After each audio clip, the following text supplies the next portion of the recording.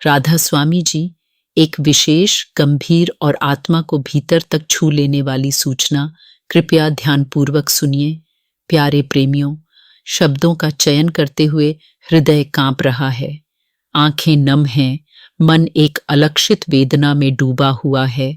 वह वेदना जो केवल दूर से प्रिय को न देख पाने की होती है। इस समाचार को आपके समर्पित हृदय तक इस प्रार्थना के साथ पहुंचाया जा रहा है कि डेरा ब्यास में होने वाले आगे सभी सत्संग, सेवा जत्थे और बाबा जी के सवाल जवाब अगले आदेश तक रद्द कर दिए गए हैं। यह निर्णय कोई सामान्य प्रक्रिया नहीं है। यह गुरु की दृष्टि, गुरु की मर्जी और गुरु की सुरक्षा की चादर है जो अब हमें बाहर नहीं, भीतर की ओर मोड़ रही है। देश की संवेदनशील स्थिति, भारत पाकिस्तान सीमा पर लगातार तनाव बना हुआ है। गुजरात और जालंधर के सीमावर्ती क्षेत्रों में ब्लैकआउट लागू है। पंजाब और चंडीगढ़ के सभी स्कूल और कॉलेज बंद कर दिए गए हैं। इस परिस्थिति में यह निर्णय केवल बाहरी सुरक्षा नहीं, बल्कि आत्मिक समर्पण और साहस का आह्वान है। रद्द किए गए सत्संग, 11 मई रविवार का सत्संग अब नहीं होगा। 18 मई के सत्संग की घोषणा परिस्थितियों के अनुसार बाद में की जाएगी। अब प्रश्न यह नहीं कि सत्संग कब होगा, बल्कि यह कि क्या हम अपने भीतर की गहराइयों से सत्संग कर पा रहे हैं। जब डेरा बंद हो जाए तो भीतर का दरबार खुलता है। जब माइक की आवाज थम जाती है तब आत्मा की पुकार सुनाई देती है। जब गुरु बाहर रोकते हैं तब भीतर बुलाते हैं। यह समय विरह का है और विरह ही वह अग्नि है जो प्रेम को शुद्ध करती है। तो आइए इस कठिन घड़ी में हम 10 आत्मिक कार्य डूज और 10 संयमित सावधानियां डोंट्स समझें। क्या करें जो आत्मा को प्रेम में स्थिर रखे और समाज में सहयोग बढ़ाए। हर सांस में सिमरन का रंग भरें। अब सिमरन केवल शब्दों का अभ्यास नहीं, बल्कि हर श्वास से गुरु से जुड़ने का प्रेम पूर्ण संवाद है। यह हर पल में गुरु की उपस्थिति को महसूस करने का साधन है। गुरु की मर्जी में श्रद्धा रखें। जो हो रहा है वह गुरु की रजा से हो रहा है। विश्वास रखें कि हर परिस्थिति एक दिव्य संदेश है। यह भक्ति में निरंतर समर्पण का रूप है, न कि केवल स्वीकार्य परिणाम। हर दिन घर को डेरा बनाएं, घर को शांति और पवित्रता का स्थान बनाएं, जैसे हम डेरा की सेवा करते हैं। यही हमारी असली साधना है। घर से गुरु के प्रेम की शुरुआत होती है। परिवार के संग सत्संग करें। घर में ही संतोष और आशीर्वाद का आभास हो, इसलिए बच्चों और बड़ों के साथ मिलकर गुरु का प्रेम बांटें। सत्संग अब हर घर की बुनियाद बने, ना कि सिर्फ किसी विशेष स्थान पर। जरूरतमंदों की मदद करें। सेवा अब किसी एक स्थान पर सीमित नहीं, वह हर गली, हर नुक्कड़ और हर दिल में है। हर मदद एक सच्ची सेवा है, चाहे वह किसी को भोजन देना हो या मानसिक शांति का एहसास कराना। सत्य और संयमित जानकारी फैलाएं। हमेशा सत्य का पालन करें और अफवाहों से दूर रहें। हम सब मिलकर शांति का संदेश फैलाने के कर्तव्य में हैं, जो आत्मा को सशक्त बनाए और समाज को जोड़ने का काम करे। प्रत्येक दिन को साधना का अवसर माने। सिमरन और भजन को एक वरदान समझें।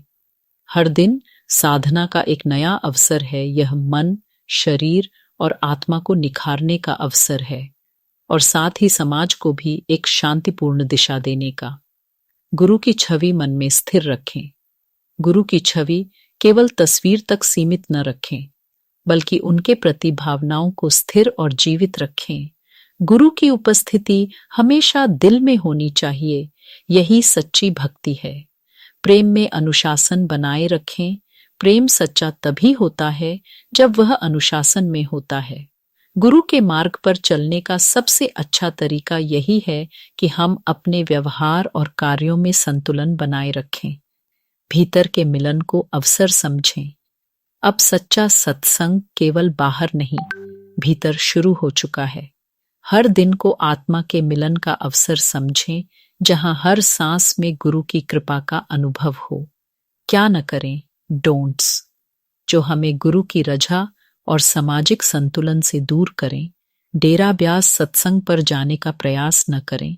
गुरु जहां रोकते हैं वहां जाना श्रद्धा नहीं, हठ कहलाता है। अब रूह को भीतर के डेरे की ओर मोड़िए, वही सच्चा मार्ग है। ब्यास सत्संग की जिद न करें। गुरु अब माइक से नहीं, मौन से बात कर रहे हैं। प्रेम मौन में परिपक्व होता है, न कि आग्रह में। अफवाह, भय या नकारात्मक सूचनाएं न फैलाएं। सच का दीपक जलाइए, अंधकार नहीं। भय फैलाना से माज और आत्मा दोनों को कमजोर करता है। सेवा को केवल स्थान या संस्था से न जोड़ें। अब सेवा डेरा नहीं, मोहल्ला है।